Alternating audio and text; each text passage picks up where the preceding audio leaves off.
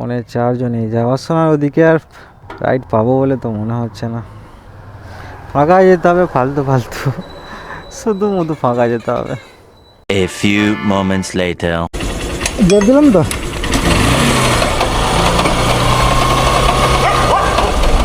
কিছু একটা কেটে গেছে, তোমার বিয়ারিং বা কিছু একটা কেটে গেছে।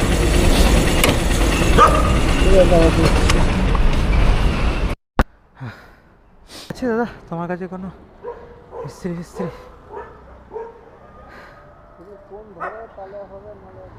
আচ্ছা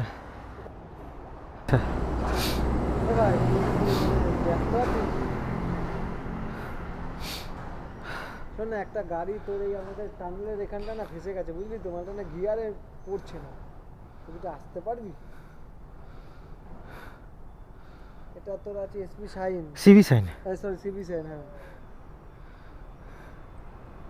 গাড়ি পড়ে গেছিল তোমার? পড়ে না, পড়েনি, কিচ্ছু পড়েনি।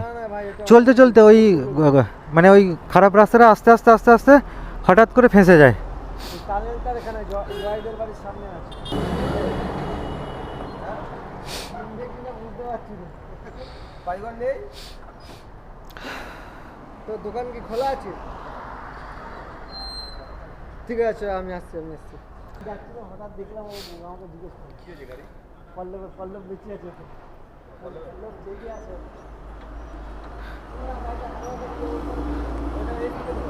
হ্যাঁ হ্যাঁ, ওই ওইদিকে।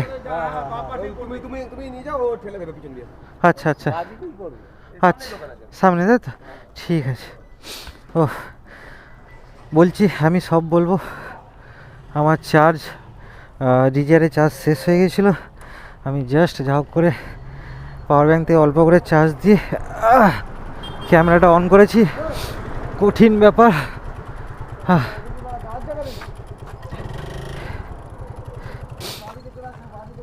আচ্ছা, আমার আর পায়ে ক্ষমতা নেই দাদা।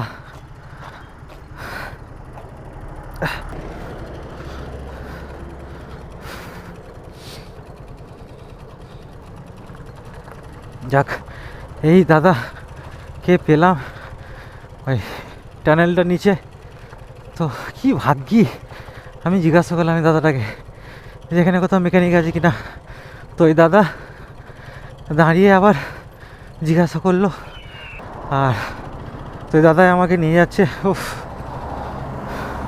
কীভাবে যে আমি তার ধন্যবাদ দেবো, ঋণ কীভাবে চোকাবো, আমি ভাষা পাচ্ছি না।